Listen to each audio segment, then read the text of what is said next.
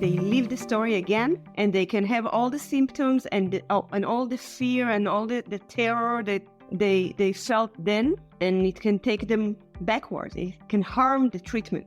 So it's very tricky to work with the story in one hand, and on the other hand, if they want to share, to let them share, because this is movement of Qi as well. I'm Michael Max, and this is Qiological, the podcast that curates East Asian medicine and methods through the power of conversation. The odds? That applies to groups, not individuals. Stereotypes, yes, often enough, are useful for understanding groups, and wildly wrong for understanding the differences and character of individuals. In looking at the collective, there are trends, rules of thumb, and metrics. This is how insurance companies reliably turn a profit. But when it comes to individuals, this way of seeing the world, it breaks down completely. Attempting to apply the metrics of the group to an individual, you'll miss their brilliance, or perhaps their stupidity. Biases generated by stereotypical thinking, it closes off perception. You'll see a label, not a person. You'll interact with an ideology, not a human heart. Let's take an example from our trade. The attrition rate of practitioners who 5 years out from graduation are slinging espresso, selling real estate, or decided that a nursing degree would be a better ticket into the world of integrative medicine. For sure, there are a certain number of people who actually don't have the skills needed. There are others who don't have the aptitude for self-employment, or maybe medicine just wasn't their calling after all. Not unlike the army of people who studied law and then decided it wasn't for them. Or the folks that got a degree in something that was of interest to them, but it turns out there are not actually jobs that will service that loan. Sometimes you have to go and create the quirky vision that you have for the world. And it's unlikely that you'll get it right on the first go. It's hard to get it right on the first go because you don't know what it takes yet. Rarely is it one thing that's going to be the key to success. It's usually a combination of individual traits, perhaps something you're not particularly great at, but the combination is what gives you an edge. Consider how many cartoons are not well drawn, and they're not conventionally funny either, but their quirk is their charm. Scott Adams, Gary Larson, for that matter, Charles Schultz, they probably would have never made it through drawing 102. Bob Dylan, not a great singer, but turned his gravelly voice and the sentiment of the day into a Nobel Prize-winning career of addressing cultural change.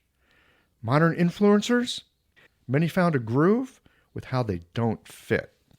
The sweet spot is in your individuality, the unique constellation of traits and capacities that on their own might be utterly unremarkable, but when ginned up in the right way, gives you a potential to bring forth something that is uniquely yours, that can't be predicted if you're leaning on collective identity.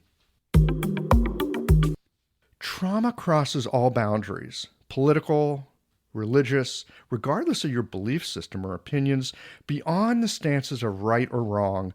Trauma crosses boundaries.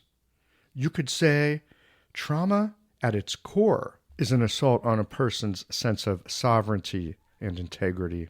Be it rockets fired into your neighborhood, violence suffered at the hand of someone you intimately know, or somebody singling you out because they mistake you as an individual for being representative of a group they hate.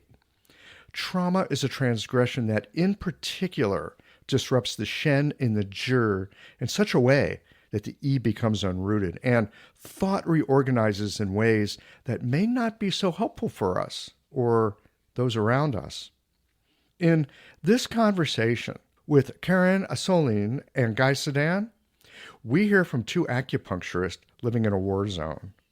And while that war is at the moment hot, their experience as Israelis has for years, decades really, has had them under the constant threat of missile and rocket attack. They know something of the effects of trauma, both from their experience and because it is often enough an alive aspect of their clinical work. Acupuncture, as you already know, can be tremendously helpful in re-regulating a person's nervous system and help their physiology to find a more sustainable balance. And then there is the heart of the practitioner and the healing potential of being with others in the process of reintegrating Shen and Zhi. This is actually a two-part conversation. What happened is we got to the end of the first one and realized that there was more to the story. After all, with the topic of treating trauma, there's a lot to be said. We'll get into this in a moment. Stay with us. These conversations come to you through the generous support of our sponsors and members. Blue Poppy, your new one-stop shop, has speedy shipping options on everything that you need for your clinic. It's Women's Health Month at Mayway Herbs. Check out their new website for learning resources on helping women with herbal medicine. Are you a creature of habit? How about making a change that helps your patients and the planet with AcuFast needles? And later in the show, raising your fees doesn't have to be a difficult process. Jane has helpful suggestions on making it easy and effective. And finally, have you considered that having a thriving, profitable practice is one of the most healing things that you can do? Julie Bear Don't Walk has, and she can help you do something about it too.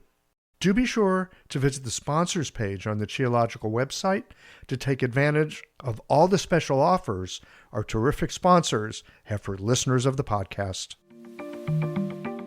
Picture this. Your clinic is buzzing with patients, and then you realize that you're down to your last box of needles. No need for panic, because Blue Poppy, your one-stop shop for all your acupuncture needs, they ship orders received before 3 p.m. on the same day. With a quick visit to Blue Poppy's website, you can order premium needles, herbal formulas, and that special Dr. Bob's oil that your patients love. Blue Poppy understands practitioners can't keep patients waiting. That's why they strive to get you what you need when you need it. From high-quality Chinese herbs and formulations to acupuncture supplies and clinical essentials, Blue Poppy has served practitioners for nearly 40 years with products that meet the highest of standards. Discover everything Blue Poppy has to offer by visiting www.bluepoppy.com, and don't forget to subscribe to their mailing list for exclusive offers and more. Hi folks, I'm Yvonne Lau, president of Mayway Herbs. May is Women's Health Month, and as a women-owned and women-run business, we especially love how Chinese medicine can support wellness through every stage of a woman's life. So in this month's newsletter and podcast, we're covering topics like PMS, pregnancy, menopause, and osteoporosis. We'll share expert insights and effective treatment strategies you can put to good use in your clinic. Our Plumflower brand line includes herbal tea pills, tablets, extract granules, and organic herbs, all of which you can find on Mayway.com. And where you can also find articles, videos, and other resources to support your practice. Since 1969, Mayway has been a trusted source for high-quality herbal products. In these challenging times, please know that we remain committed to keeping our products accessible and affordable so you can take care of yourself and your patients. As always, thank you for supporting Real Chinese Medicine. Daily habits and routines feel comforting, familiar, easy, automatic. That's the power of repetition. You've worked out the kinks and can do it with your eyes closed. But what if you shook things up? What if you ditched the old routine and tried something new? Hi, I'm John Sten. I've practiced acupuncture for over 30 years, and together with my wife Kelly, we created the world's first eco-friendly acupuncture needle. The AcuFast earth-friendly needle system cuts your packaging waste by 60 to 90%, depending upon your needle type, speeds up your needling, gives you more control, and best of all, while you're healing patients, we plant a tree for every 2 boxes your clinic uses. Thousands of acupuncturists have already made the switch. In just the last year, they've helped plant over 16,000 trees. Since we started, that number has grown to over 50,000. So break the routine. Be the change. Visit AcuFastNeedles.com. Your patients and the planet will thank you. Keren Assouline and Sedan, Welcome to Geological. I am delighted to be here. I'm always delighted to talk to other practitioners. I feel it's a great privilege that I have, that I can reach out all over the world, talk to people that practice Chinese medicine in whatever country they are, whatever circumstance they're in, and whatever method that they use, learn something more about what we do. You guys live in a place that is currently having a war. You live in Israel. You're living through, I was thinking earlier, it's like you're living through a unique moment. But in other ways, I'm wondering, are you living through a unique moment? I mean, for sure there's a war going on. It's a hell of a war. But look, I've got Israeli friends. Some of my best friends that I met in Taiwan, they're Israelis. And, I remember hanging out with them and be like, oh yeah, well, they're firing rockets at my hometown again today. And so for us here in the West, I'm just speaking as a person in the West, I think, oh yeah, well, Israel is in a war right now. But in some ways, it seems like you guys are constantly under siege. There's always rockets being fired in, at least what I've heard from people that I know. I'd love to get a sense from you, and we are going to wind this around to acupuncture, but I just kind of like to set the tone. What's it like to live in Israel? What's it like to live in a democracy, a very entrepreneurial place, a very open-minded and very liberal country in many, many ways, quite integrated with all kinds of different people. It's a real melting pot in some ways. And yet it sounds like people go to bomb shelters on a regular basis. People are constantly being treated for the trauma of having rockets fired at you. Could you just kind of give me a sense of what was Israel like on October the 6th? And what's it like now? And most importantly, how is it as acupuncturists you're able to help not just Israelis, but people? Well, so I'll start. As you said before, yes, we kind of used to it, which is very weird to say, to be used to go to bomb shelter or to get missiles, but it's something that happens for a long time since Israel started to exist. But the thing is that now is very, very different from what happened before. I mean, before we had wars and we had situations that are very difficult, but somehow we lived through it. And but what happened now, what happened in October 7th was very, very different. It was very big, and I think it changes a lot of things in the area. It certainly changes things geopolitically, which is not really part of the conversation. What I'm curious about, Keren, is how are people different? The people that are coming to you for treatment, the kind of illnesses or symptoms or anxieties, or how's that different? How's it affecting people? Well, in my private clinic, I'm working a lot with mental health syndromes and post-trauma for a long time now. And in AWB, which I will talk about it later, we treat post-trauma. So I saw it before and after, people who came after October 7th, you can see on their body the effect of what happened, especially just after, on October. You see everybody, even if someone comes with headache or sinusitis as a main symptom, you can see their whole body is charged. And because we all were in a very acute state of trauma, not only the patients, the acupuncturists as well, because all Israel, it was a kind of a trauma that was a personal trauma, a communicable trauma, national trauma, and intergenerational trauma. So it all came together, and it was very, very acute, and it's very different from now. Because now we are after 4 months and it changes. I want to come back to that in a little bit about the progression and how that kind of trauma changes.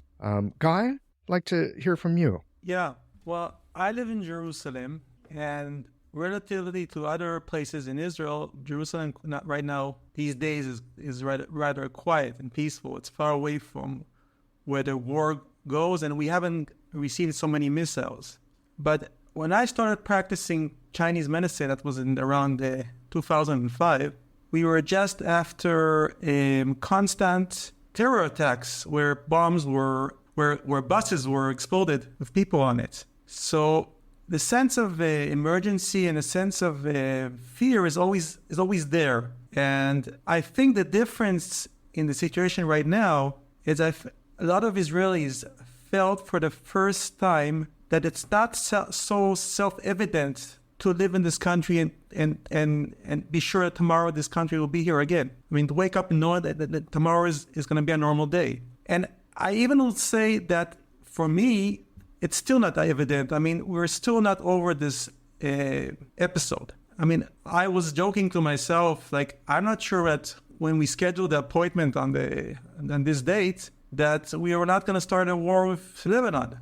I mean, a war won't start with Lebanon, and we might be out of electricity. I mean, there's a really strong sense that this time it's different. That we're much more vulnerable, and the future is not so, how do you say, evident. We're not so sure about things, and that's what we see. I think what I see in the clinic, like this basic premise that you can wake up tomorrow morning and things will be okay, is not so clear. So the symptoms, and I think the diseases people come in are the same, but there's something more intensive in this situation. Like everything is more stressful, both as a patient and also, as Keren said, as a practitioner. I mean, we all feel it as a community, and a lot of people also lost a lot of loved ones in this time. I mean, in every war people lose, but this time it's like it's a massive. A lot of people died. I mean, me personally, I lost a son of one of my cousins died. So everybody knows somebody that has died. It's a big thing that happened. It's not another operation. It's a real. It feels like some people even say like it's a second independence war in a sense. So, Guy, if I understand this correctly, then there's a sense that you guys didn't have before that, you know what, we could not be here tomorrow. There's I don't even know if fear is the right word, but a kind of existential dread. I think it's a survival mode. So survival mode. If I'm taking it to Chinese medicine, so it goes more to the kidneys, and maybe before it was more like liver and to fight or to be in alert, but now it's really like a survival. It's really like I said, you don't know if you're gonna be here tomorrow. You don't know if Israel existed tomorrow. So, and your people, your family. Yeah, that's interesting. You know, Israel is famous for fighting, right? Like, Israelis are really good at expressing themselves. Like, Israelis have pretty free-flowing liver, as I understand it, because you hear what's on their mind, you know? So it's really, it's interesting to think about this very sort of livery culture now being stuck in cold water. I think trauma is the water are frozen. Mm-hmm. Which is what trauma does. Yeah. And then the liver cannot do the action that the liver usually does. And that is the problem with what happens now, because we are like between those two elements, between the water and the wood. And in my experience, this is where the trauma stucks usually, between those two elements. In between the water and the wood. Yeah. I hadn't thought about that before, thinking of it that way, but Keren, I hear you say it. It's like, oh yeah, I can see that. Mm-hmm. It's because if you take the fight or flight, it happens in the water. This is something that your nervous system decide what to do, to fight or to fly or to freeze, and then the wood supposed to take this idea and do it. Like, okay, our nervous system decided to fight, so now the liver should fight, should take it and do the movement. And if you don't finish the movement, this is trauma. It's stuck in your body, and it's a stagnation. And as I said, it's stuck just between those two elements, those two movements. Okay, we're going to come back to that in a second. Guy, that probably makes sense to you too, yeah? Yeah, I am more of I'm acupuncturist, but I'm also a herbalist. And I I like that Dr. Huang attributes the Shang Halun to the time when people were at war. And I think he even mentions that the Guizhitang is a formula for a soldier that sweated a lot and couldn't function and needed replenishment. So, and when he wrote the Shang Halun, I don't think he was only talking about cold that comes from the outside, which is like cold weather, but he talks about things that freeze you up, like cold energy, which that's what war gives you.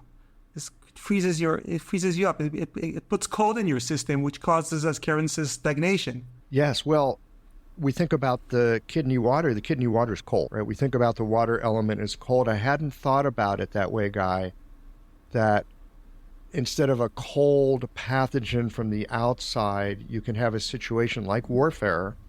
You can have a lot of fear, and that cold pathogen is coming, it's generated from the inside. Guizhitang would still be appropriate, right? Because it's warming and it moves things outward and it's nourishing. I remember Dr. Huang talking about that. I've heard that story from him, that it's like, hey, here's a delicious, yummy, nourishing soup.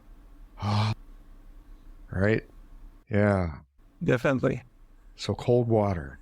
And when cold comes in, it as Keren said, it can cause a lot of problems. Keren, how are you treating this acupuncture? Do you find your treatments changing, or are there points that seem to show up more? Are there energies that you tend to notice more, maybe pulses or whatever it is you pay attention to? Well, as I said before, what I mainly see is people are very charged. Like really, everything is very ready to defend themselves. They find it hard to relax, and I find myself doing a lot of earth treatments first to ground them, because it's like they charge with electricity, and you need to charge them to ground them first. So sometimes it will be very, very simple treatment of earth elements.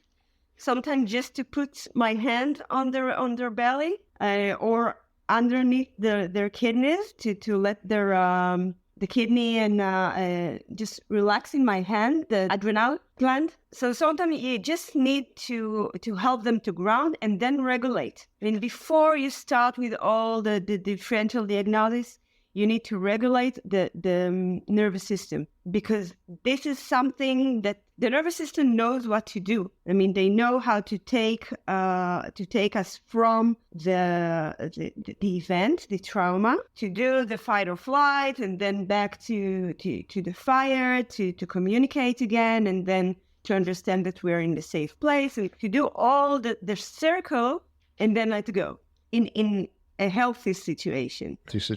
Yeah, but what we need to do in the very acute phase is just to help to regulate the system, to trust the system that it will regulate itself if we'll help her a little bit. And this is what NADA do, NADA protocol, that we work in the organization with the NADA protocol. This is part of what we do. Okay. Starting with the earth, I mean, that makes a lot of sense to me. You know, we can think about the earth in, like the circle of 5 faces, but you can also think about the earth as being in the center of the 5 faces. I often think about it that way, because everything connects to earth.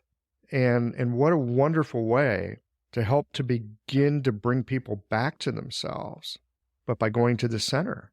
Guy, your thought on Guizhitang, I'm just sitting here noodling over that, because there's some really earthy herbs in that, I mean, you've got some ginger, you got some sweet plums, that really speaks to the center in a nourishing and softening way.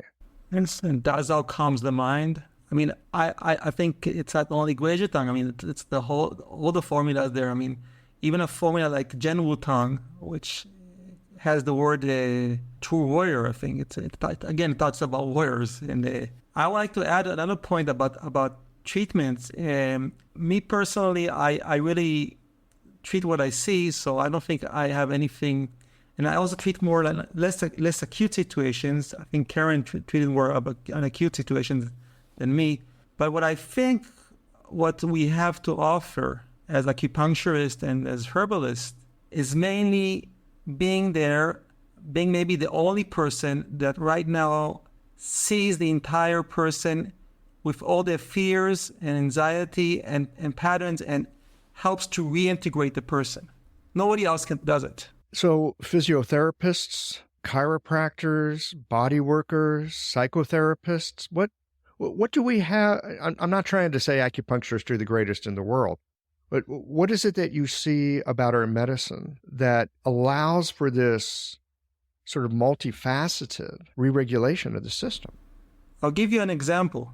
I have a patient that came in with severe anxiety, and he could have chosen to go to a psychologist, but he really wanted to find peace of mind and to calm down his body, and also calm down his mental situation. And he wanted somebody to see the whole picture. And if he went to a psychologist, it wouldn't help with the palpitations and with the fact that he can't sleep. Or if he went to a psychiatrist, it wouldn't help for other aspects. People need it, especially at this time, especially when people feel that they cannot really trust anybody. Because one of the things this situation caused that people lost trust in the country, lost trust in the army, lost trust in the governments. People need somebody that helps them to ground them, as Keren said. And I think we are somewhere in between the physical and the mental. We have this special thing to offer that very few other professions have it. So sorry if I'm being a bit, how do you say, too proud of our profession, but I think our profession is something to be proud about. This episode is brought to you by Jane, the clinic management software that honestly just makes running a practice easier. Let's dive into something that's never easy, but sometimes necessary: raising your fees. It can feel awkward, right? But here's a tip that can really help. Consider offering flexibility to your patients as you introduce the change. When patients face new fees, it's natural for them to feel uncertain or concerned. That's where flexibility can really make a difference. Offering options like a phased increase, suggesting a payment plan, or even taking a moment to talk things through can help to ease the transition. These thoughtful gestures show your patients that you're listening and care about them, which strengthens the trust you've worked so hard to build. If you're looking for more ideas on how to navigate these kinds of changes, head to frontdesk.jane.app and check out the article, How to Tell Clients You're Raising Your Fees. One last thing, if you're ready to give Jane a try, you can use the code CHIOLOGICAL for a 1-month grace period on your new Jane account. I'm with you, my friend. Look, there's this idea that we often talk about in Chinese medicine of heaven, earth, and person. And one of the wonderful things that I have experienced in being an acupuncturist and using herbal medicine, I feel like I stand at a crossroads in some ways, right? The physical, the mental, the emotional, spiritual to some degree, maybe. I don't know. I'm not an expert on that. I'll leave that to the people who work more with that realm. But certainly the physical and psychoemotive, there is a way that Chinese medicine allows us to see these not as dichotomies and differences, but integrated wholes. And I know in my practice, people will sometimes go, "Oh, you're like a psychotherapist," and I'm thinking, no, I'm not. I've got nothing to do with. I have no interest in that. Right? I'm not interested in talking you through your problem. I'm interested in exploring what's going on for you, and then seeing what resources we can bring up that are already latent within you. You know, that to me is the real beauty of what Chinese medicine has to offer. It brings out something that's latent, but it's not gone. It's not, and here's the other thing. It's not outside of the person. It's in them. I also think that trauma is something that happened in the body, in the physical body, even before it goes to the psychological level. First, it's in your nervous system, and it's in your body and it stays in your body because the symptoms of emotional trauma can be headaches, insomnia, and pain, and lack of focus, digestion problem. I mean, it started in your body because the trauma records something on your body, and now we treat the body. We treat what the trauma lived in the body. And this is the area, and this is what we know, what we do. I mean, psychologists will do what they do. They will do psychotherapy, and we treat the body. But everything is there. It started there. In the beginning, when the trauma is very, very acute, you cannot talk about it. You cannot digest it in your mind yet. You just need to regulate yourself first, and then you can move to other methods. Mm-hmm. So it sounds like, if I'm following you correctly, that within the cycle of resolving trauma, I'm not an expert in trauma, so I'm trying to learn something here. In the cycle of resolving trauma, talking about it is a piece, but that comes later. In the beginning, there is a physiological, nonverbal dysregulation of the body and the nervous system. And the first thing to do is help that settle out. Again, you were talking about that. If we're thinking about the shung cycle, the generative cycle, there's something that happens between water and wood. And the next will be the fire. And the fire is communication. I mean, only later you can talk about it and you can communicate about it. The Shen will come back to your eyes. And in the beginning, you're in shock. So, in my opinion, it's not the time to talk yet. Maybe later. And sometimes you don't need a story. When we treat trauma, we have like a bypass to the story. I don't need a story of what happened. I just work with what I see in the body of the patient, what the symptoms are, how the pulses are, and I treat what I see, as Guy said. So, and for that, I don't need a story, because the story is a story. It's a sad story. It's a story that bring the patient to this moment, but it's already happened. Now we stay with what is in the body and what is in the symptoms of emotional and physical symptoms. And even sometime dealing with the story can activate the trauma. So it can be very dangerous. And that's why psychotherapy, or someone who is an expert of psychotherapy and talking therapy should do it. And we should do what we are good at. Okay. So look, I'm not a psychotherapist, and I haven't had any particular training in trauma therapy. I know trauma is a big thing these days, but I haven't really gone that much into it. I've talked to a few people about it.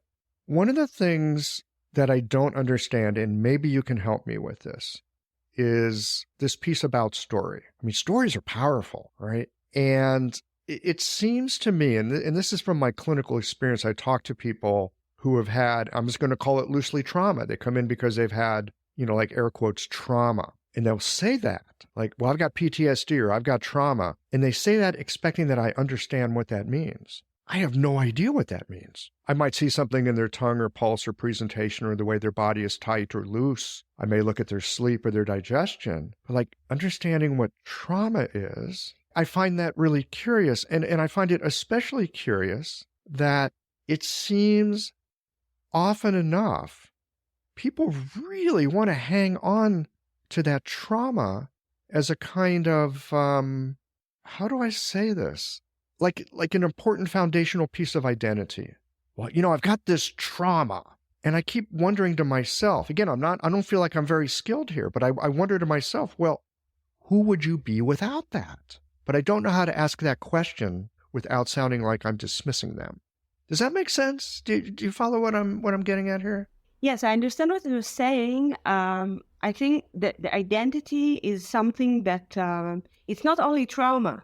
Depression, anxiety is something that people sometimes have like benefit out of it, like a secondary benefit out of it, and it's hard to identify themselves without it, because sometimes they don't remember who they were before.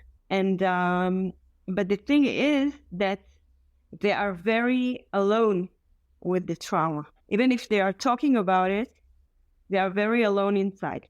And And I think that sometimes they want to talk about, they want to share, but sometimes, if, as I said before, it can activate them. And the thing with trauma is that it's an event that haven't been processed properly. So it's not a long-term memory now. It's a raw event that if they get activated, they relive it. So it's not that they will tell you the story. They live the story again, and they can have all the symptoms and all the fear and all the terror that they felt then, and it can take them backwards. It can harm the treatment.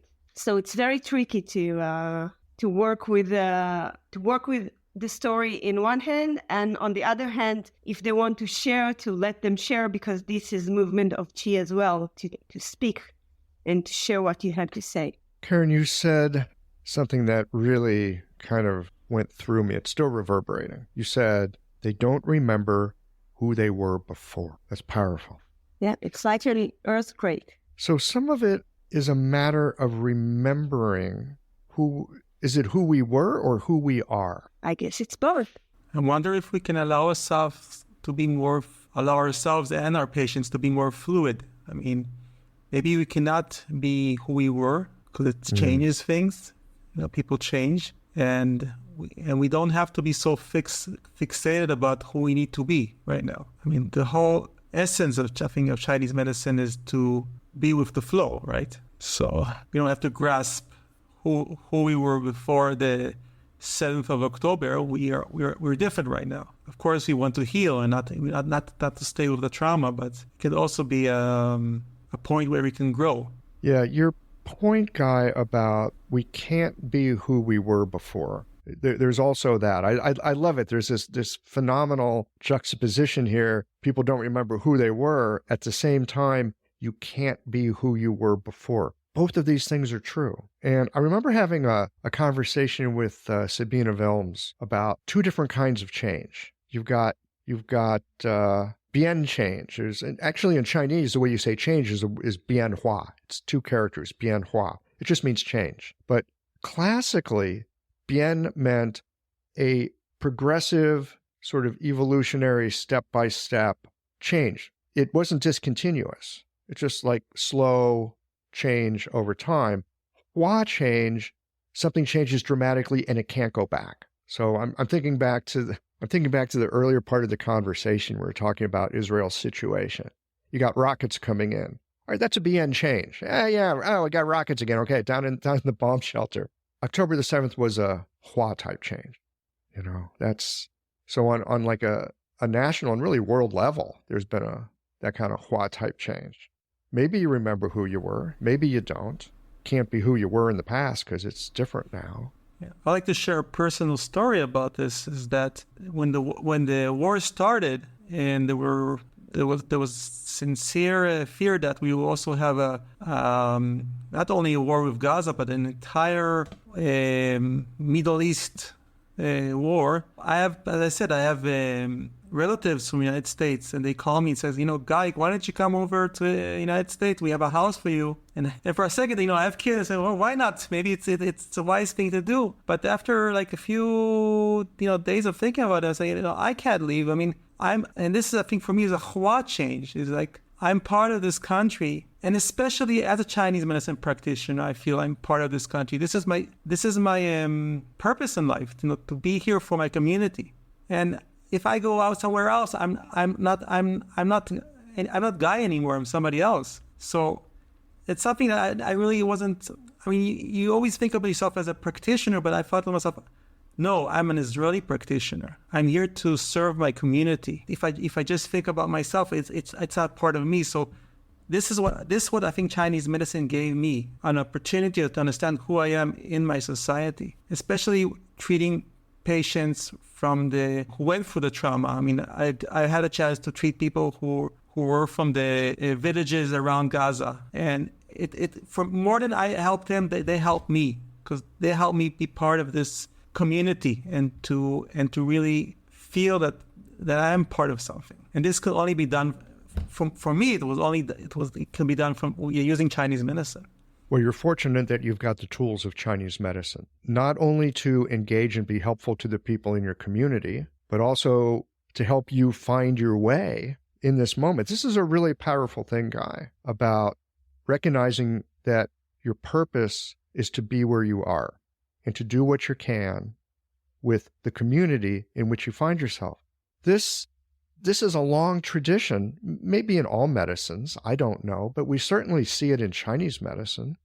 We see people like Zhang Zhongjing, who lived in wartime, lots of disease, not much food, right? A lot of illness. What did he do? He got better at his medicine by treating the people that were in his community. You look at the people who founded the Wenbing traditions, right? There were illnesses that did not respond in the same way to the herbs and the methods that had come down to them. Did they run away to the countryside and get out of the cities and avoid the plagues? No, they dug in with their medicine and helped their community. So it's this is inspirational. I very much appreciate you saying this, Guy, that this has been an opportunity to see where you stand and how you can help in the community in which you find yourself. Like, we'd all love to fix the world, but the world's a big place. So where do you start?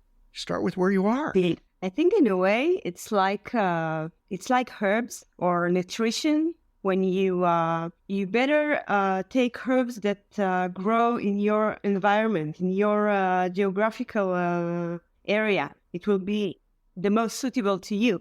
And I think after listening to Guy now, I think I understood what changed in us since October 7th. I think we got a meaning, and we understood. I mean, I can speak for myself. I think I understood my mission better than before. Even though I'm treating people for 20 years now, I understood my mission in a different way. And yes, we have this gift of Chinese medicine, and this is something that we can heal with. We can heal the painful hearts, and we can bring light into this darkness and peace into the war. Yeah, I know it sounds very like big and dramatic, but this is a way to bring a little bit of peace in this chaotic situation that we're in this very, very tough neighborhood of the Middle East. That's kind of funny. The tough neighborhood of the Middle East. It is a tough neighborhood. It is a tough neighborhood. It's been a tough neighborhood for a long, long time. Yeah, it's like one of the tougher neighborhoods on the planet Earth. Yes. I'm curious to know, Keren, just a little more of what changed for you. Well, for me personally, everything changed because I founded Acupuncturists Without Borders Israel in 2012. You founded it? Yeah, I'm after I went to the States to do the training in Portland, Oregon. I was the crazy person who went all the way to Portland, Oregon to have a 2 days training. But I'm going to call that dedication. In that time, 10 years ago, 12 years ago, it felt like a calling. I mean, I heard about Acupuncture Without Borders, and I somehow knew that I need to bring it to Israel. Because we are Israel and we live in a constant trauma. If someone doesn't know about AWB, it's a non-profit organization, US-based, that treat trauma in healing circles. It's a group therapy with acupuncture, with NADA protocol, and we use the NADA protocol, and we use the circle as another tool of chi generator. And so then in 2012, I felt like a calling to bring it here. And we started it here. I gathered a few more friends, and we founded it together and coordinated it. And it's funny because we did it all volunteering for 10 years. And we trained like 150 other therapists, and we did a lot of work during the years. And then we decided to close because it was enough, because we were burned out, and the corona killed it because we couldn't do a community work. So we decided to close, and we got the permit that, okay, we got your application to close on September 2023. And 3 weeks after, it was October 7th. And then because we already had the structure, we could immediately start to work. And we had a lot of volunteers. And we started the first circle on October 8 or 9. And then from October 7 to now, I think we had like 250 circles. We treated something like 4,000 people, because this method brings you can treat a lot of people together in the same space with a few therapists. So for me, everything changed because we decided to reopen and to dedicate ourselves to this now. And my private clinic shrink. I still have it, but it shrinked, and I understood that this is what I need to do now. And I need to treat trauma because it's here to stay for a long time forward, unfortunately. So it was a decision, but it's, in a way, it wasn't my decision. It's like something decided it for me. Something moved in you. It's so fascinating to me. I've had moments in my life, and I've talked to plenty of people on the podcast too. Sometimes you get something and you just know you need to do it. You take a leap. Yep. Right? You decided, I'm going to go study acupuncture without borders. Right? Where'd that come from? I don't know, but I'm flying across the dang ocean and then across a whole continent to get there, to go do it. Something called you to it. And then here you are in the process of closing it down. It was almost closed down. And then you realize, oh, no, actually, all this work we've done over all this time, it's needed right now. And I'm in, and you're in 100%. I think it was a preparation for now, in a way. It's actually been the preparation. Yeah. I think in 2012, I went there because of what happened now. Isn't it curious how time goes back and forth? And forward. Guy, has your practice changed over the past few months? Yes. I mean, again, I do different stuff. Yeah, I don't work in groups. I work, one-to-one. Actually, my clinic grew because a lot of patients that had all kinds of problems that were resolved suddenly reopened. I mean, their problems reappeared. And I've also seen really strange cases all around. Like, for instance, a girl, an 8-year-old girl, during a siren going off, the siren that warns that a missile is about to fall. During one of the attacks, she suddenly had a face paralysis. So, and I'm not used to seeing girls 8 years old with this kind of condition. So a lot of strange things happen. A lot of people come with. Talk about frozen in fear. Yeah. So a lot of cases reappeared. Patients that I haven't seen for years come back. So I was actually very busy, and I also I don't know if you know, but a lot of the people that live near Gaza, they had to relocate themselves to hotels.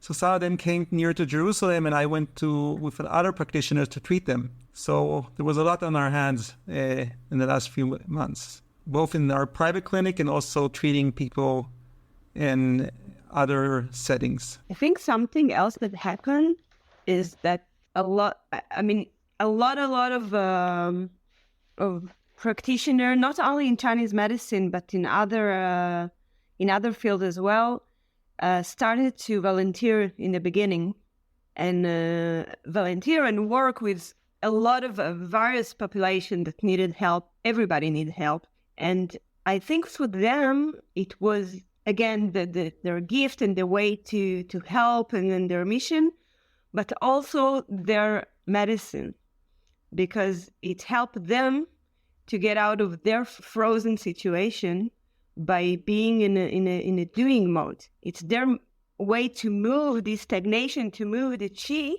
and to do something, because everybody wanted to do something in the Israel society, and a lot of people help in different ways. They went to cook for soldiers, or to bring clothes to people who lost their houses. They wanted to do a lot of things, and we have something that we can do, and people actually need it now.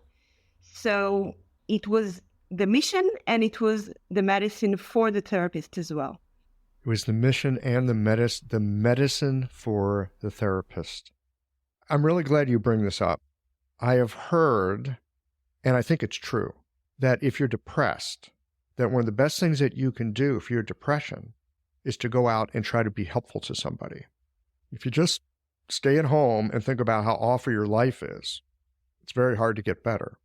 But putting yourself out in service of another can be really good medicine. And what I hear both of you saying is that, and Keren, you said very specifically, that helping others, taking what we have, whether it's acupuncture, physiotherapy, or whatever healing modality, putting yourself out there, Guy, what you've been doing, I'm a member of my community and I'm here to serve my community. Tremendous ways to help yourself, isn't it? Then again, I would also like to add that the first week just after the attack, I didn't do anything because I personally was shocked, and I felt like I'm too nervous and I shouldn't be treating anybody right now. It took me a week to find my balance and get back to treating people. So I think Chinese medicine is a gift, so we can treat people, but we have to also be aware that we're doing it from our center and not to be off center when treating people. So I at least felt for the first week I couldn't treat anybody, and I needed time to find my center. So I think we need to. There isn't a formula here. You need to listen to yourself and know when to treat and when not to. Sure. And there's always that line that we walk as practitioners where we do this to be helpful to others. I don't know about you guys. So often after a day in clinic, I feel like I've been given something of great value from the people that I get to work with, that there is something in doing the work. It kind of rubs off on you. It can be nourishing in a way to our own spirit to engage these really ancient principles that are so effective in helping others.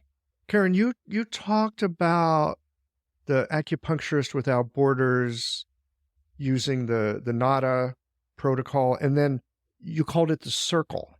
And this sounds like it's a piece of the treatment. It's a part of the dynamic, the healing dynamic. It's another tool. Tell us more about that tool. The circle is a shape that is contain the group and it can help to regulate the chi inside the circle. And all the practitioners are standing outside the circle, just behind the patients, and we are a group of practitioner treating a group of patients, and so we stand around the circle, and we are holding the space, and we allow the chi to do its charm, and sometimes you don't need the needles.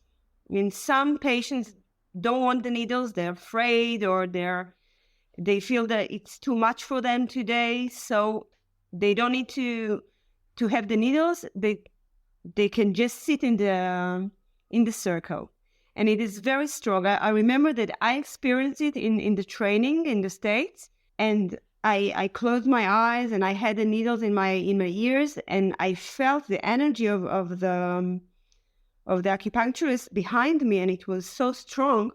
And then a few years ago, we worked with veterans in a very, very bad shape of PTSD, and one of them got activated through the treatment. And so we know what to do. We take the needles out and we ground him, and we bring him back to here and now. And the second time we arrived there, he wanted to join, but he didn't want to get the needles because he was too afraid. It was too strong for him. And he was sitting in the circle, and again, it was too strong for him, and he got activated. So he asked to move like 1 meter. I don't know how much is it not in the metric system, but maybe one step back to the circle. And he was just sitting like one step behind the circle, And that was the right place for him because he was safe, but it wasn't too strong. The chi movement wasn't too strong for him. So yes, this is part of what we use. The NADA protocol, again, regulate the nervous system and help with all the PTSD system, the PTSD symptoms. And the circle helps help the patient to feel he's not alone. Because as I said in the beginning, you're very lonely with your PTSD, with your trauma.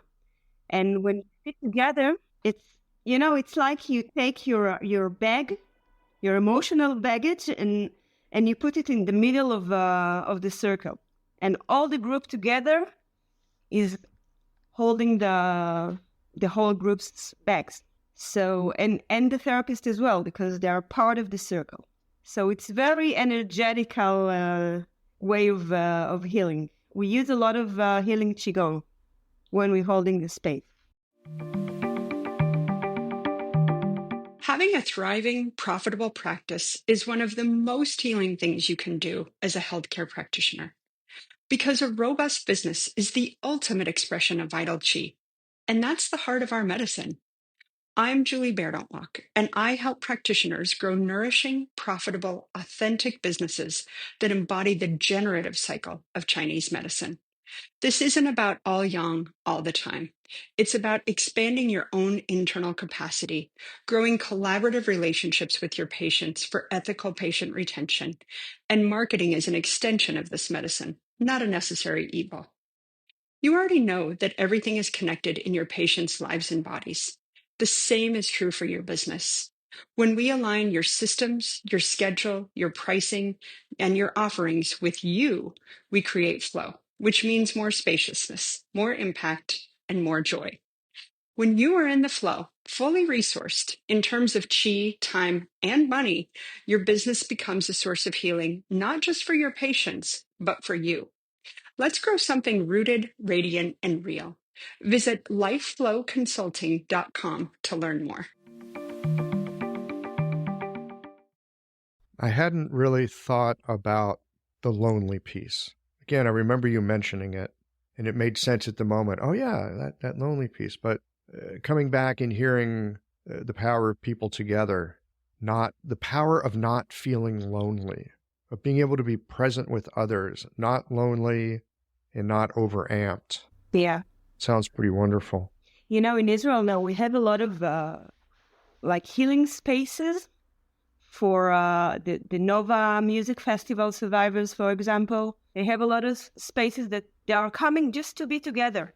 Even before they get treatments, they just sit together, they sing, they have bonfire, and they just need this togetherness to feel safe, to feel alive, to look in each other's eyes, to know that both of them or all of them had experience that is very similar, but they don't have to talk about it. They just know that they are there, and sometimes it's enough even before getting any treatment, not only psychologist or Chinese medicine or other treatment, just sitting together. I think this is something that is very strong now in what we do in Israel in general, not only we in AWB. But there are a lot of retreats and gatherings for people just to sit together and process together. So often when we've got a problem, we want to do something about it. We want to be active. We want to be proactive. We want to get rid of it. We want to change it. I get it. Nobody likes to be uncomfortable. Suffering's not fun. Just listening to you here in this past couple of minutes speak about the power of sitting together, the power of receptivity, power of quietude, that yin aspect of being rather than doing, especially in the face of adversity. That sounds really powerful. I don't know of anyone who's using that as a modality here in the United States. Maybe people are. It sounds helpful. I will certainly keep it in mind. I think also for practitioners who works in clinic one-on-one, we don't meet a lot of people during work. We meet patients. Sometimes we have another room with another practitioner, but we are alone in this profession in a way. And I think our method in AWB is working together as a group, which is very different. But not only in our organization, I saw a lot of practitioners that went, like Guy said, to the hotels together to work. And it's very, very important to hold each other, because the secondary trauma is something that is a lot of people are not aware of. If you're not truly into the trauma field, sometimes you don't know about it. But I spoke to a lot of therapists that were really felt all the symptoms that their patients are feeling after being there, being in those spaces of healing or those hotels for a few hours a day. And they feel all this chi, all this painful chi around them, and it penetrated to you. And when you work together, even if you work on your patient and and your colleague will work on another patient, but you can look at each other, or you can close the day together. This is something very important to. Mm-hmm. You have that extra support. Yeah, the supportive community. Guy, you're working more in a private clinic. How do you find yourself working through picking up the extra emotional chi and the trauma and the difficulties that people obviously cannot help but walk in with? Well, I think me personally, I thought about what Keren said, and like in the clinic or even when treating people outside of the clinic, I'm careful. I see that I don't overexert myself, and if I feel like I'm starting to, the clinic is affecting my life in a bad way. For instance, if I end the day and I feel exhausted or I don't sleep well, then I pay attention to that. And so that I reduce my load. Me personally, I found that this time I needed a way to relax myself in a very active way, which was by starting to play guitar. That's what I do. That's a good way. So I started learning guitar, something I never done before. So. And it relaxes me. So, and I also give it as an example to my patients. Like I'm telling them, find ways to relax yourself. I mean, we are, a doctor is a person who gives a doctrine, he teaches his patients. So, but you have to teach from your own experience. So I tell them, try to not watch TV. Find things to do that calm you down. And I try to practice what I preach. So about that. No, I have nothing to add about that. But the point is that. If you have to actively find a way to calm yourself. Either if you do Tai Chi or meet your friends or play music, whatever you do is... Play music. Well, not just play music, Guy. You're doing something different here. You're learning to play music. Playing music is one thing. Wonderful. Learning to play music. Putting yourself in a situation where you are constantly on the edge of integrating your mind and your body and your ear, and like, how do I get these two hands to work together to make these notes happen on a guitar? There's a lot that goes into it. There's a huge amount of attention, as well as a kind of timeless flow when it starts to happen, right? You can start learning arpeggios and your fingers have no idea what to do. And you get a couple days into it of doing the same one. It's like, my fingers can play that. Listen to that, right? It's incredible. Exactly. What happens when we put ourselves in that learning mode. I think all kinds of other resources just come out of us. Learning refers to Earth again. I think so. We're going back to Earth. We're going back to Earth. We did the whole Earth. Oh, wow. And I think also music was also related to Earth, I think, in some way, right? I mean, I remember that singing is the sound of which resonates with Earth. We'll explain. Well, this might be a good place to wind it down. Coming back to Earth. That makes a lot of sense. Coming back home. Coming back home. This concludes our first conversation. As we were talking afterwards, it became clear that there was more to share. So we got together a week later, and that conversation, It's coming right up.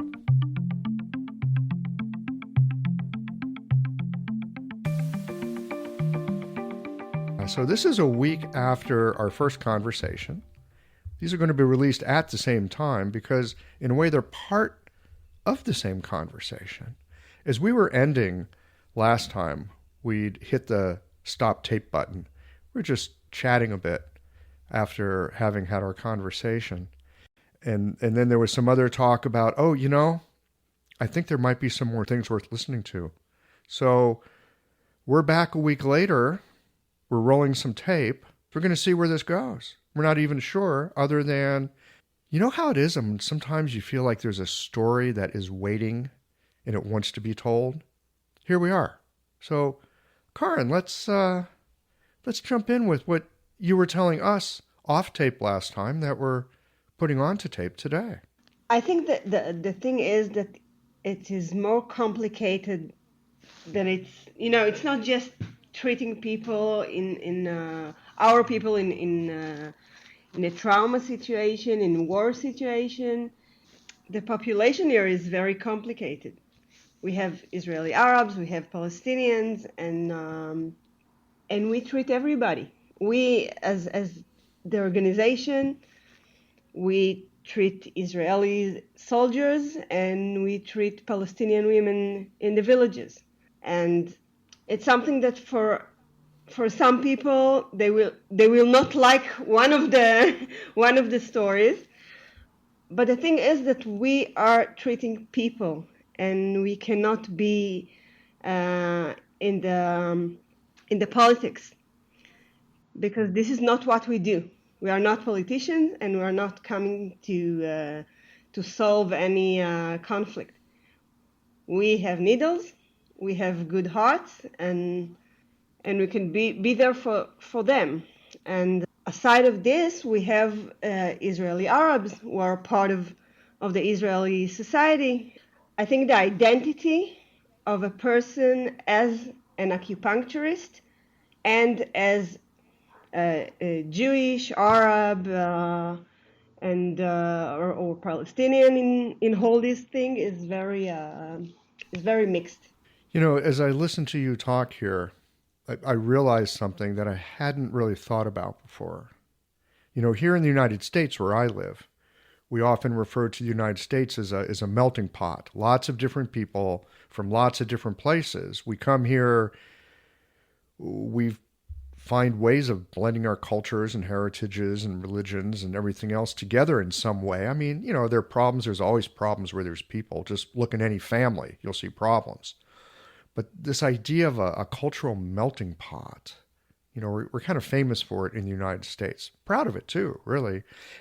When I hear you talking about the different people in Israel, the thought came to my mind, holy smokes, Israel is a kind of melting pot of the Middle East. You've got all these different influences. It's not just Jewish people. I mean, it's predominantly Jewish, but you've got people from all over. Well, I live in Jerusalem, and Jerusalem, I think, is a bit of unique to other cities in Israel, where half of Jerusalem is populated by Arab residents and half by Jewish residents. And inside the Jewish community, we have secular and ultra-religious, and everybody here sticks to his identity very strong.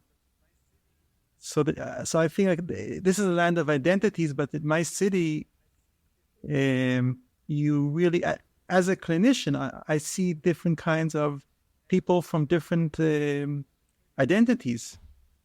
And they bring their identities into the clinic, and part of the identity, or part of their identity, has to do with their issues that they're dealing with. I mean, if a patient comes in and he's severely depressed because his father served in the 73 war and died there, and this situation that we have right now reminds him exactly of that time when he lost his father.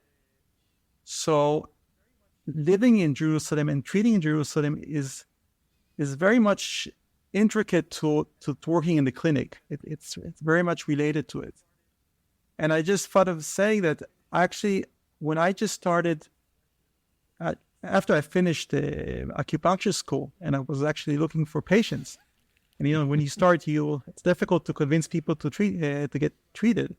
I volunteered to an organization that provided free treatments to people who suffered from terror attacks. Because at that time, it was around 2005, we were just after a series of a lot of deadly buses being blown over all over the city, and people, if not dead, were severely injured and suffered from PTSD. So this is how I started, and the reason I just wanted to mention it is, if we get back to acupuncture, I didn't know anything about acupuncture. I mean, I learned the basics we learned in school, and one of my patients was a man that lost his son in a terror attack that happened in the middle of the city. And his main complaint was insomnia. And I was saying to myself, well, this is beyond my capabilities. I mean, I know nothing. What should I do? And he came in, and I remember already up to today, and I think it also connects to what we discussed in the last time. I just said to myself, think very simple. So I thought, I knew I had to treat the kidneys because the kidneys were standing out. And I added spleen 6 because that was a good point to connect heaven and earth. And I added heart 7 and maybe liver 3. And after very few treatments, he came back and said to me, listen, I'm really sleeping well. And I was amazed. And I was amazed because I had no experience. And this just basic treatment helped somebody who I thought I can never help. And maybe today with more experience, I'll overcomplicate it and make something that won't work. But and eventually this person had another kid. He was quite in his late 40s, and also his wife was in the mid 40s. So I was really surprised. But it turned out how much we can really help, and beyond just bringing peace to people. It's I think if we start in the community, we can not solve the conflict, but as an example, help people be more calm and manage themselves in these conflict times. And another story, which I think just actually not so optimistic, is one of my patients was just leaving the clinic, and one of the neighbors that lives next to our clinic came over, like very worried, and says to me, tell me, this woman that came in, is she one of our cousins? And the word cousin, when you use the word cousin, it means somebody from who is Arab. The Arabs are considered the cousins of the Jews. So, and she was terrified because she thought that she knew the code access to the building, and she might give it to someone else. So this is the environment we live in. People are so afraid of other people's identities and what it means, and how it can maybe influence their security. Later on, I also joined the post-traumatic center that treats people that have post-trauma, and I tried to apply myself as a Chinese medicine practitioner, the first one there among the other psychologists. And I treated a few patients there, but it didn't work out in the end because I had to get a referral from the psychologist, and they were not that keen to share patients with me.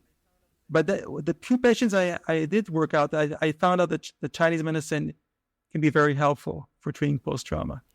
I really appreciate your thoughts and your experience there in the beginning. Look, in the beginning, I heard somebody say this recently, and it really made sense. It's like they said, in the beginning, you're not supposed to feel ready. You're supposed to feel a little scared. And I thought, that's right.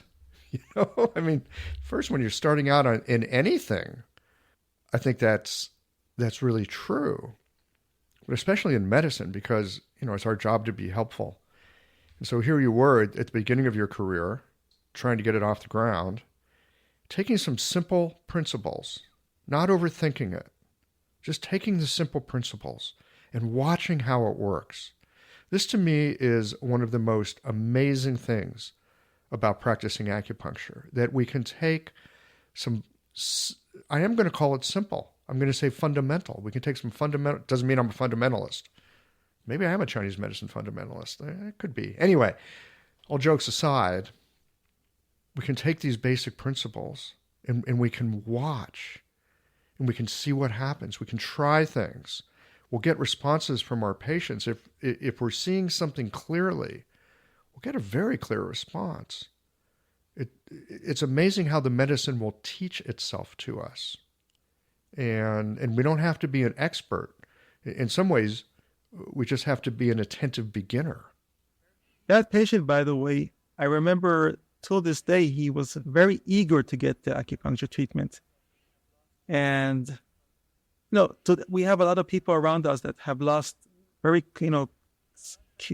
sons and daughters due to the war. And a lot of times I think to myself, how can you help these people? Like, it's the end of the world for them. They lost somebody who is so dear to them. But you can help, and we can help, and we can make a change. Guy, you've had both of you have had a lot of experience treating trauma. Look, you live in a place that has made you experts. Like Zhang Zhongjing lived in wartime. He became an expert in his herbal medicine. You become, both of you, experts in a way in treating trauma. For those of us who don't live in a war zone, what would you have to say to us about considering trauma, the trauma of our patients, in working with them? I think that what Guy told before is a very important idea of treating trauma. I mean, this simplicity. I think this is the base of the way I look at trauma, because if you're overdoing or over-observate, it goes deeper or too deep to the situation. Because, as I said before, the nervous system, it knows how to regulate itself, and we need just to help it a little bit, to give the direction, but not going really deep into the deepest layers. I think, as Guy said before, spleen 6, stomach 36 is very good points. Are very good points for the situation, because you need to ground, you need to regulate, especially in the acute trauma phase, and just trust the body and trust the nervous system to regulate and go back to the center. And then you can go deeper to all the differential diagnosis and all the deepest syndromes that you know, and you choose points for it. But first, simplicity. I think this is the best method in the beginning to treat trauma. This is part of the reason that we use protocol like NADA, and it can be other protocols as well, but something that is smart, simple, and it works. Well, the NADA protocol, I think all of us know, very helpful and simple. I mean, it's so simple. I love your thoughts about, and again, simple, stomach 36, spleen 6. It's so simple that I rarely start there because it just seems so pedestrian. And yet, if you don't have your feet on the ground because you're so dysregulated, the first thing is to get your feet on the ground. The thing is with trauma is, I think you need to know how to treat trauma, not only how to treat Chinese medicine, to understand how it works in the body, and what happens in the body, and what happens in the nervous system. Because if someone gets activated, it can take the whole treatment backward. So you need to know how to work with it, and working simple is right for doing it safe as well. Because if you move too much the chi, it can be too much for the patient because he's already on the edge. So you need to work very, not only simple but soft.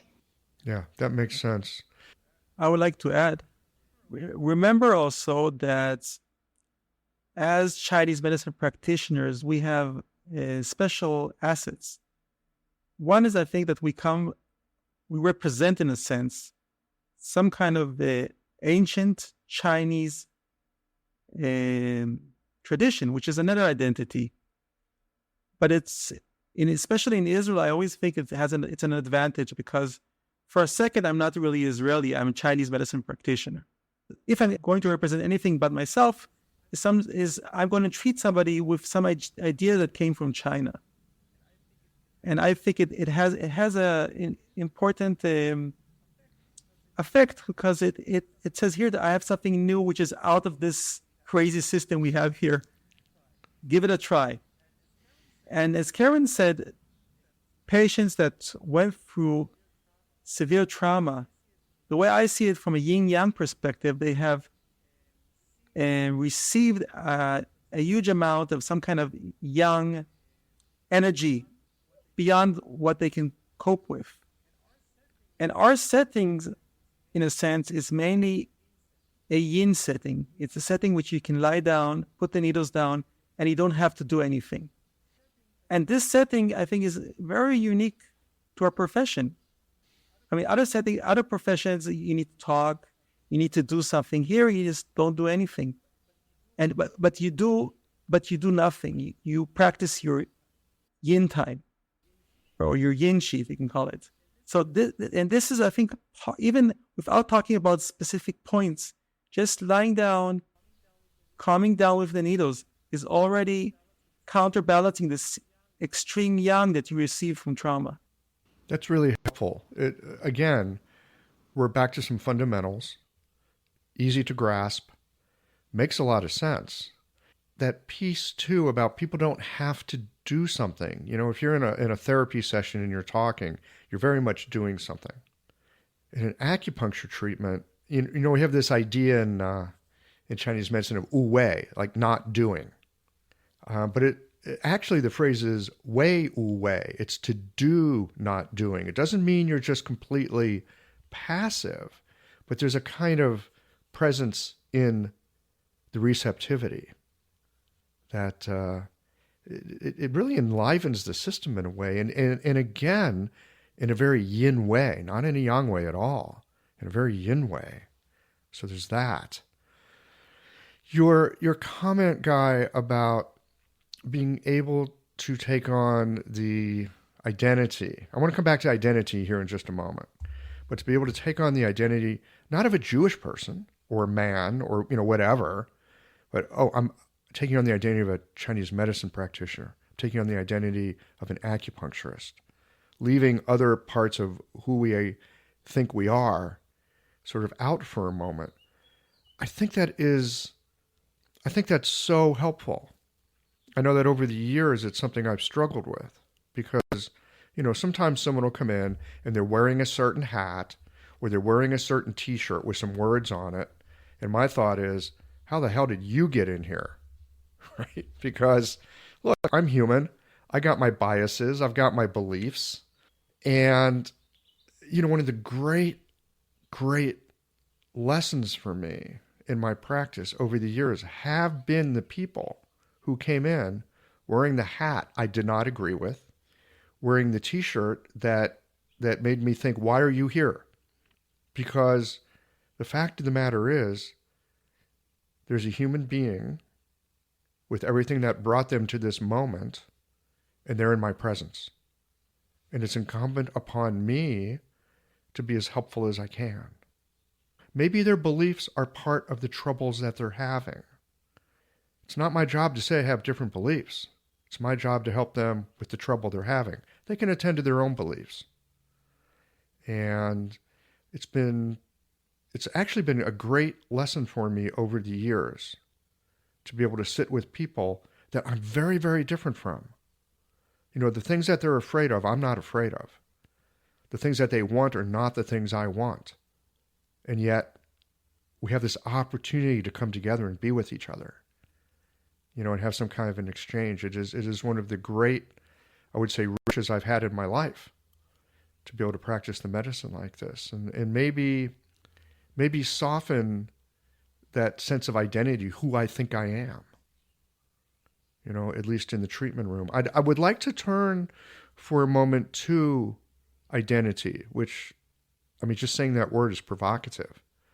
Identity and identity politics and issues of identity these days are, it's just a firefight between so many of us, because I am this and you are that. So I'd love to get the thoughts of both of you on identity and how you dance with that when people come into the clinic. Well, I think in a way, when a patient enters to the clinic, he's naked. Not physically, but he's naked from vulnerable. Yeah, from all these hats of identity, like you said, of opinions, of race, of ethnicity, gender, everything that we can argue or fight about in our personal life. But once they're in the clinic, they come with their the thing that with their pain, actually. And when they come with their pain, it's something that is it has no identity. It's just pain, and we treat the pain, we treat the person, we treat its soul. I would like to add to what Keren said, and actually it reminds me of a story that I had in the clinic this week. I had a patient, she's about 60 plus years old, and she's religious, and she told me about the trauma that she had in the past, and I was listening to her, and then she came again, and she said, I feel much better now, and I felt like I didn't do anything, I didn't put any special acupuncture points. And then she said, you know why I feel better? And I said, why? And she says, because you're male, you're a man. And it's the first time that I was able to tell the story, not to a woman, but to a man. And this was a trauma associated with it was part of it, sexual trauma. And it's interesting because I try in the clinic not to bring my identity as a male practitioner. I'm a practitioner, right? But first, we can't really run away from how people see us or even who we are. I am Jewish. I am Israeli. I am a man, a male. So we can't run away from that. So that's one point I want to talk about identities and how they play in the clinic. But another point is, and actually this connects to our identity as Chinese medicine practitioners, and that actually goes back to the Su Wen. And I think that the Su Wen talks about what is it being human. And it doesn't matter if you're Chinese or you're Palestinian or Israeli. We are all human, and we also all have the 7 emotions. And all these issues, all the problems, all the physiology and pathology that we all suffer are the same, and the Su Wen explicitly says it to us. And I bring the Su Wen and ideas that come from there to the clinic, and I try to explain in a very simplistic and sometimes in the context of that person's identity. Because if it's a religious woman, I know something about her religion. I mean, my religion too, but how she practices it, and I can take ideas from the Su Wen and see how it affects her life, the way she lives it. And it's the same thing when it comes to Palestinian. I mean, it's all, in a sense, goes back to the basic tenets of the Su Wen, which I think are amazing. And they talk about anger, and they talk about sadness, and how these play out in our pathophysiology. So these ideas from the Suen are part of how I use to explain my treatment and to treat my patients. So again, I do attach to my identity as a Chinese medicine practitioner because I'm quite proud of this tradition. Guy, it sounds like you use identity as a flexible tool. I don't think much about it. I just, what you do in the clinic, you do it. But what you say now is helpful for me too. I mean, I never thought about it that much. This is why, well, one of the reasons why I enjoy these podcast conversations, because it gives us this opportunity in a very unstructured way to reflect on the work that we do and how it affects us and who we are in it and what it turns us into in a way. I'm a much more, tolerance not the right word. I would say I'm a more appreciative person than I used to be. And when I say appreciative, I mean genuinely appreciative of the differences that people have. Not use it as a way of saying us and them, more a way of drawing a larger us. I love your thoughts about how the Suen talks about we're just people, and to be able to recognize that. It's hard in my day-to-day life. It's easier in my Chinese medicine life. I always wished I could be patient to my kids as I'm patient to my patients. Yes, me too. And my wife. Well, maybe there's hope for us yet.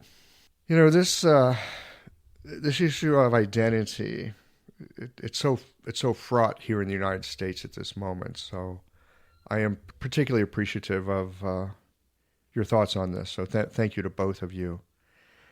I'm thinking this might be a reasonable place to wind it down because those are some provocative and helpful thoughts. Anything else that you would like to share with our listeners before we wind it down? Maybe one more thing about expressing feelings, because it's a very emotional time for us and I think for all of us.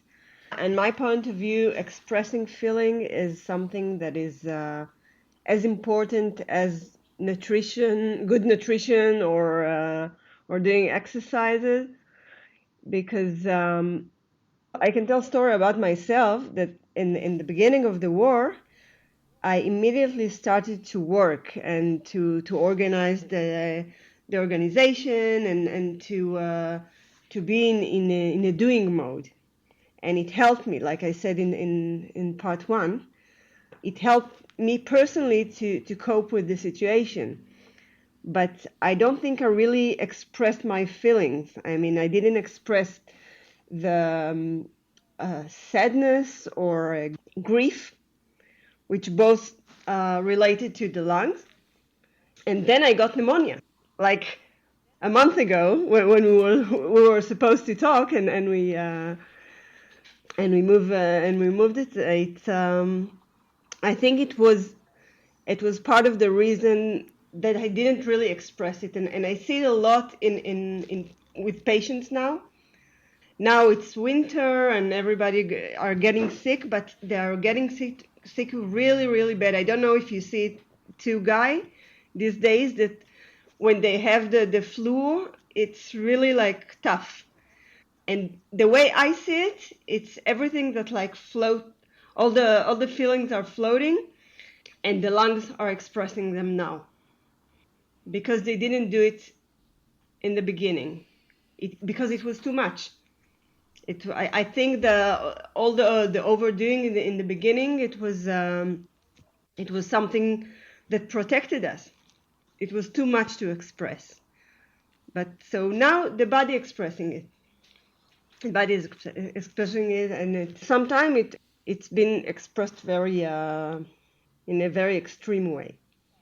Yes, I totally agree. I see it also in the clinic, and actually it brings to my mind, I think something from the Sue that says, if in the winter you suffer from something, some kind of cold disease, and you don't treat it in time, then in the beginning of spring, which is actually right now, you will suffer from the disease. And I think we see it right now. The war started right at the beginning of the winter here in Israel, or end of autumn. And I think we see a lot of diseases coming out these times of the year. Yeah, and the winter is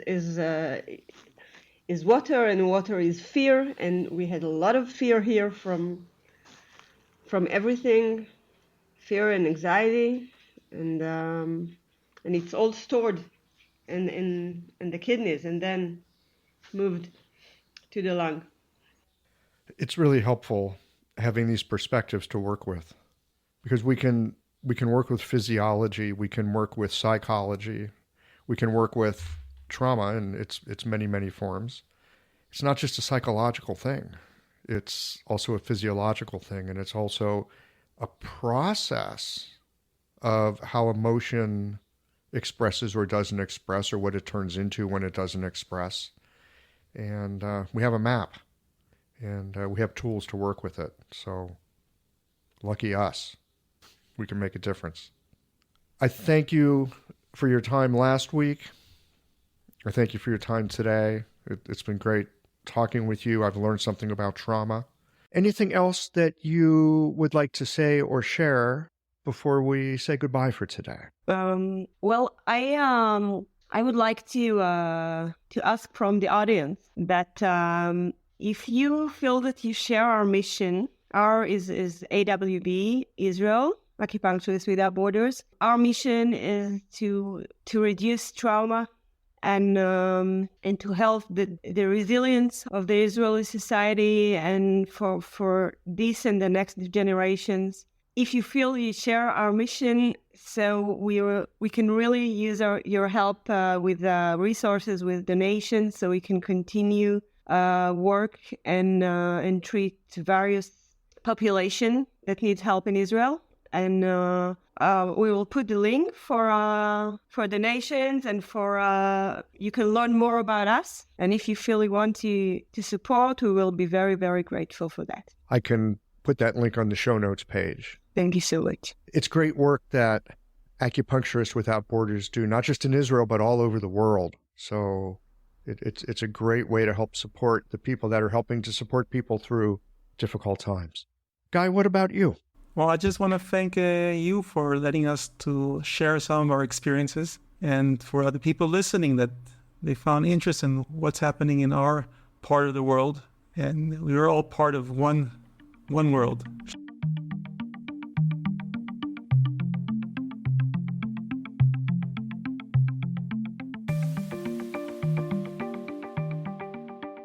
When I lived in Taiwan, I had a pal from Israel. We were studying at the same language school. We were both strangers in a strange land. I remember a morning in 2001, him not being his usual cheery self. He was worried and concerned. He said, "We're at war again. Rockets are landing in my hometown." That was my first sense of what generational trauma feels like. In this conversation with Keren and Guy, I hear the voices and spirit of people who have a resiliency that I don't. They've lived through troubles that I've read about in the paper. None of that stops them from doing their work. Perhaps the deeper the trouble, the wider the capacity for compassion. Well, here we are at the end of this episode. If you've listened up to this point, you're either a rabid fan of Qiological, or the forward button on your podcast player stopped working. If you are indeed a fan of the podcast, you can help us to bring new episodes to our community of practitioners by supporting us with a membership or a one-time contribution. Details, of course, are on the website. That's it for today, friends. Join us again next Tuesday for another thoughtful episode of Qiological.